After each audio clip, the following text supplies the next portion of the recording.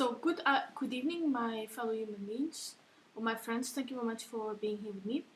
I'm keeping on reading from Break the Cycle, the lesson 1.16, hitting the bottom and psychological wounds. The links, as always, are down below, so you can read it with me. Okay? So skipping the first, second, third paragraph. Okay. This article is for anyone concerned with managing unhealthy compulsions like addiction, struggling with interruptible relationships, work, depression, financial, family, or health problems. We will explore perspective on pseudo-trial bottoms, relapses, and hitting true bottom, and how bottoms relate to normal personality subselves. Hitting bottom is also what Abraham Hicks calls the contrasting experience. Okay. And key action options. To make this article more relevant, pause and say out loud any stressful or unhealthy habits you have that persist despite your attempts to change them. Keep them in mind as you read this. This article assumes you are familiar with the previous videos I've read before.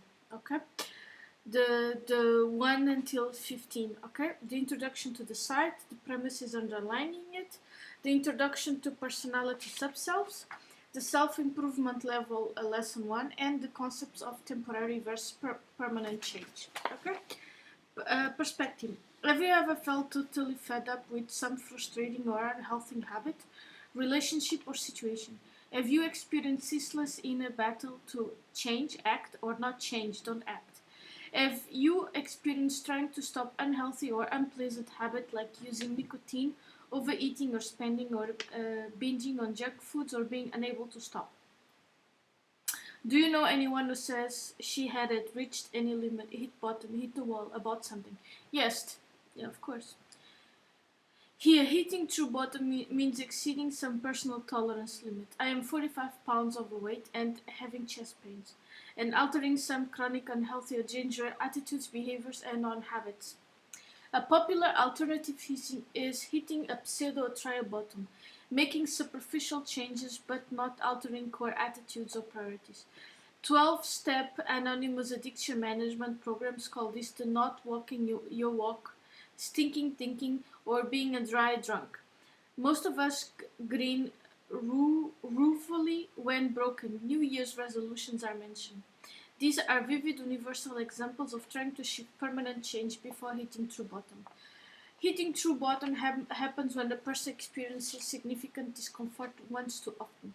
Their ruling personality subselves overwhelming awareness, despair, agony, disgust, frustration, rage, overcome the subselves of fear and resist core attitude changes.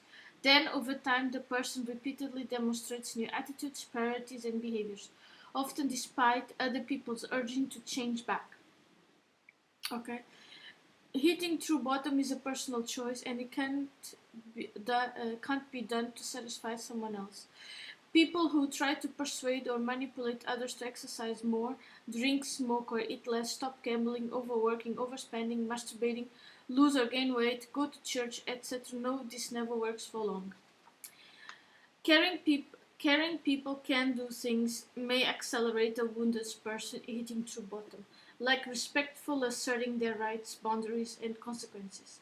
For example, Pat, if you insist on bringing pornography into our home, I'm going to throw it out from now.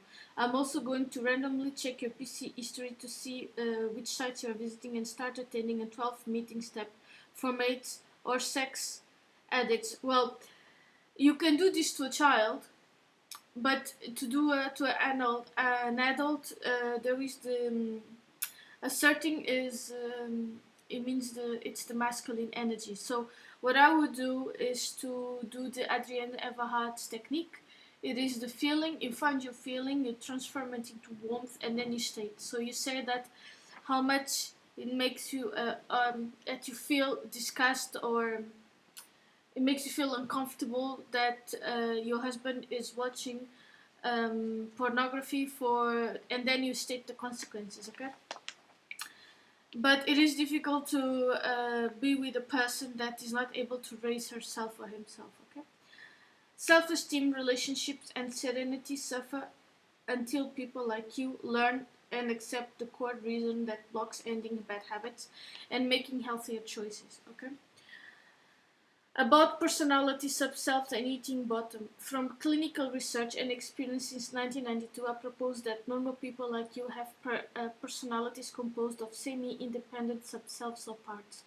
They are like the talented players in an orchestra or a sports team. These subselves often disagree with each other, causing inner conflicts. One group wants immediate gratification to reduce current discomforts, problems, though this inexorably increases the discomforts over time. Other subselves value delayed gratification and greater long-term benefits. I know I will feel better and be healthy if I commit to a regular exercise program. People hit true bottom when the balance of power between their battling subselves changes permanently, which means the delayed gratification subselves gain steady control of the host person's thoughts, emotions, and behaviors. And like this, slowly and maturely, they become the creators of their own reality by aligning their thoughts, emotions, feelings, and actions.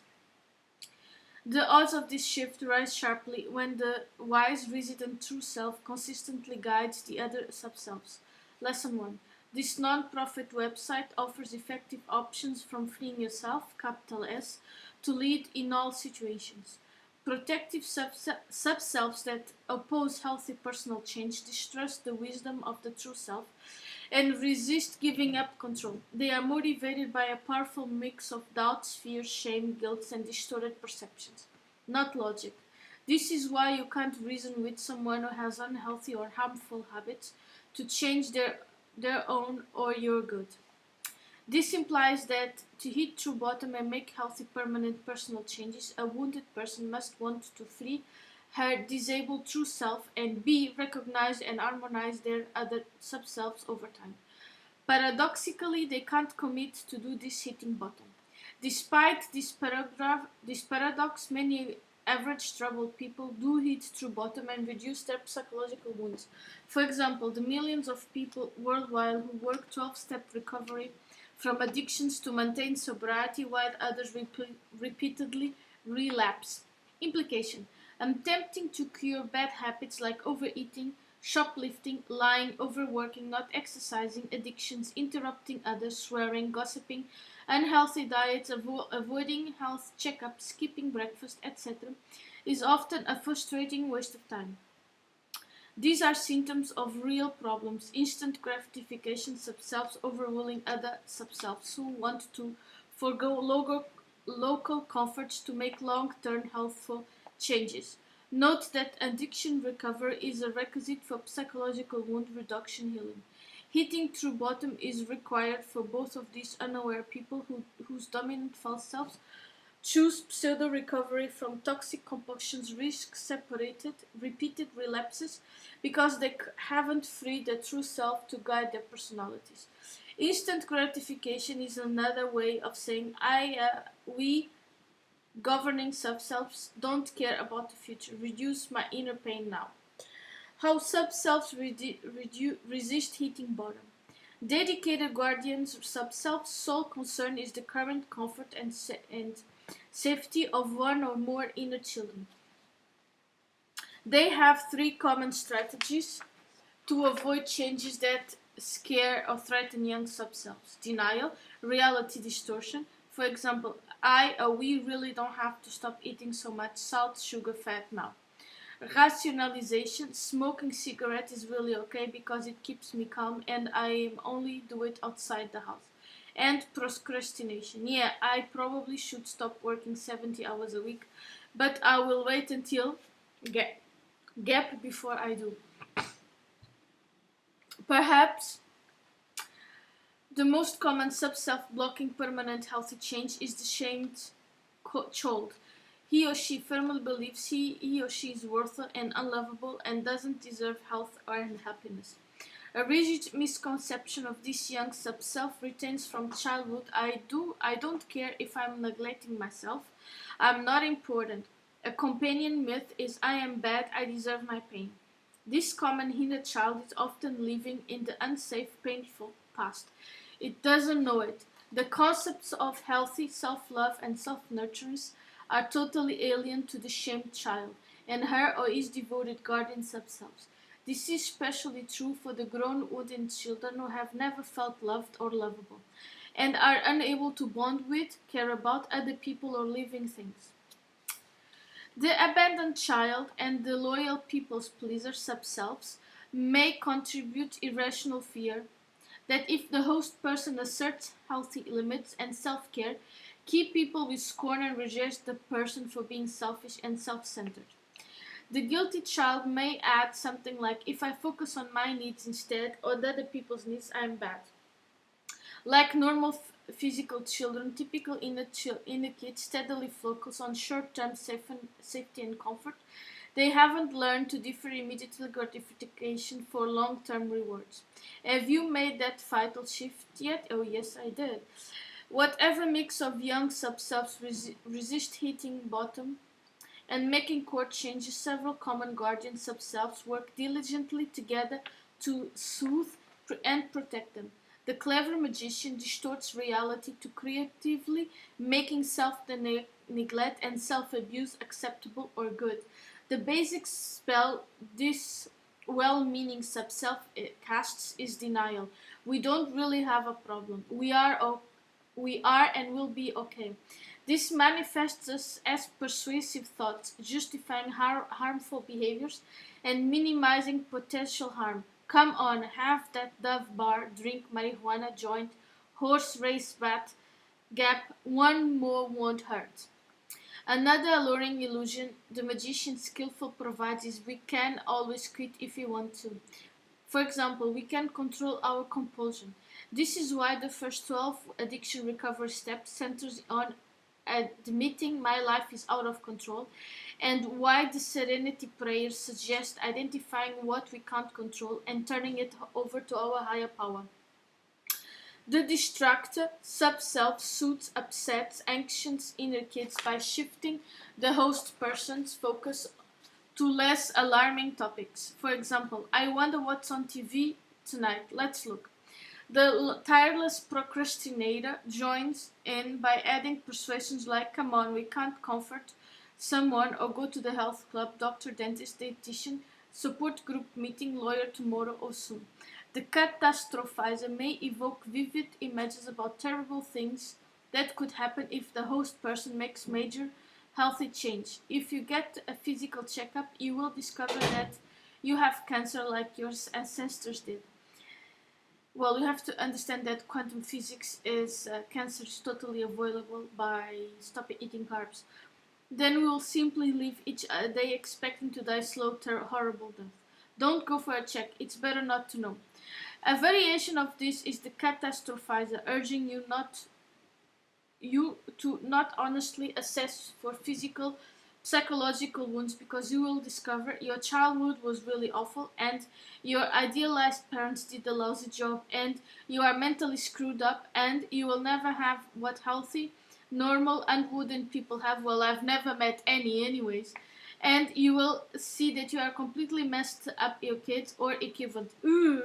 Well, the cynic doubter guardian sub-self may come with warnings like, balloon, this recovery stuff but just new age psychobabble for wackos. It probably won't do anything for good for us, so forget it. Each wounded person has a unique combination for young and guardian sub-selves like this. For example, a unique false self. Can you see how their combined beliefs and urgings and outdated distrust of the resident true self can differ, hitting true bottom for years? One uncontrollable factor that upsets their combined power is aging and admitting that death is an approaching reality. This often combines with some traumas like divorce, bankruptcy, job loss, a lawsuit, a DUI, a major illness, someone's suicide, or similar major stressors on trigger hitting bottom. This helps explain why people hit their true bottom in middle age. If your instant gratification sub-selves are dominant and avoiding some personal bottom, you may agree intellectually with what you are reading and do something about it. Reading this article will not cause your sub-selves to hit bottom, though some of them may see real benefits doing so. Recall why you are reading this. You have several options to meet your needs. Action options. Whatever you need, the vital keystones option is to assess yourself honestly for symptoms of A. One or more addictions, and of B. Underlying psychological wounds, inner pain. Reluctance to do this suggests you may be controlled by a self and probably haven't hit bottom yet. If you find significant symptoms, your next option is to learn more about addiction recovery and inner wound reduction.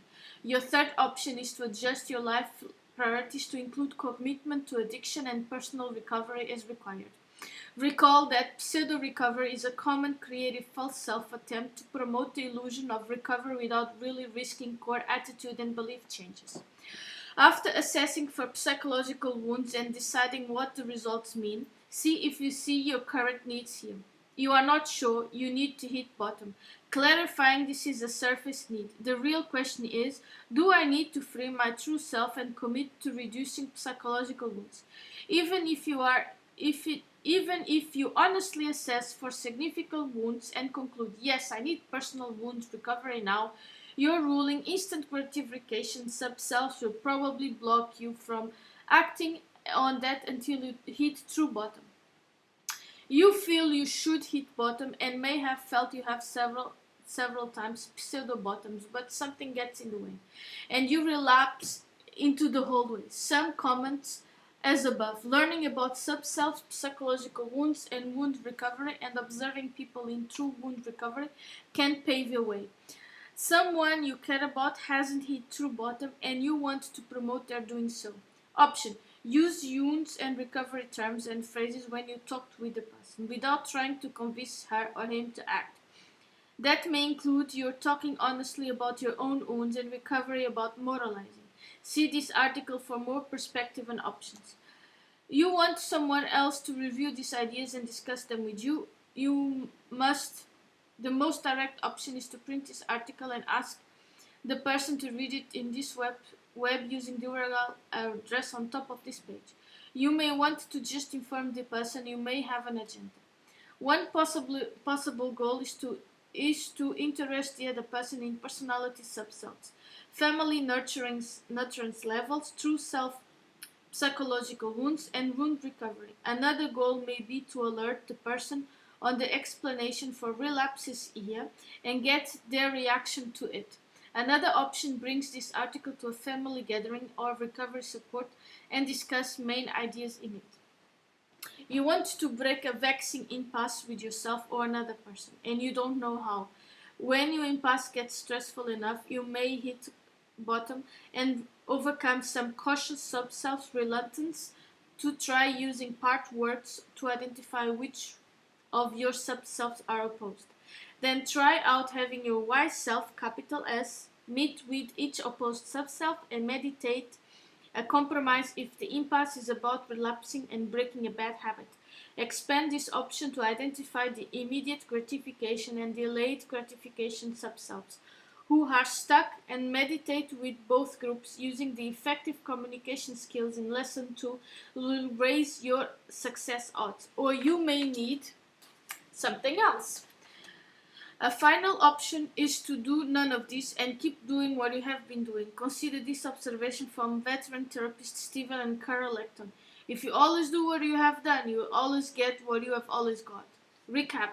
This article describes hitting bottom, reaching an emotional and mental state where you or someone else accumulates too much inner pain and decides to make significant personal changes. The ancient metaphor about straw breaking a camel's back symbolizes this experience. This article also describes pseudo, false, and trial bottoms as well attempts to make lasting changes that fail, causing relapses into the old attitudes and behaviors. This article proposes that average kids and adults are often conflicted between personality sub-selves who want instant gratification of the inner kids and the sub-selves who want to delay gratification for greater benefits. As long as the former dominate, the person is apt to eat repeated trial pseudo-bottoms. I've tried to quit smoking at least 4 times. Well, don't start. This steadily increases frustration, anxiety, and guilt, which amplify inner pain, which promotes craving immediately relief, self-medication. Because this craving is emotional, irrational, trying to use logical persuasion to induce permanent change. You have got to quit gambling because will always cause guilt and frustration. Recall your last broken New Year's resolution. This article closes with a summary of practical action options, all based on assessing for significant psychological wounds and committing to reduce them over time. Committing to long-term self-healing recovery is a core attitude permanent change, which usually requires sitting through personal bottom. This often doesn't occur until midlife. For some wooden people, it never occurs. Selected resources. Lesson 1. Articles, worksheets, and resources and the related guidebook, Who's Really Running Your Life. Perspective on making superficial and primary changes and managing change successfully. Perspective on addictions and primary recovering for them. Healthy 3-lever morning, because hitting through bottom always follows and or causes significant losses, broken bones, and selected recovery books and resources. Pause, breathe, and reflect. Why did you read this article? Did you get what you needed? If not, what do you need? Who's answering these questions? Your true self or someone else? So, this is it. Thank you very much for listening to me. Please leave me your stories, your comments, like, subscribe, hit the bell button, and for donations there is the link down below. Thank you very much and see you next time. Bye!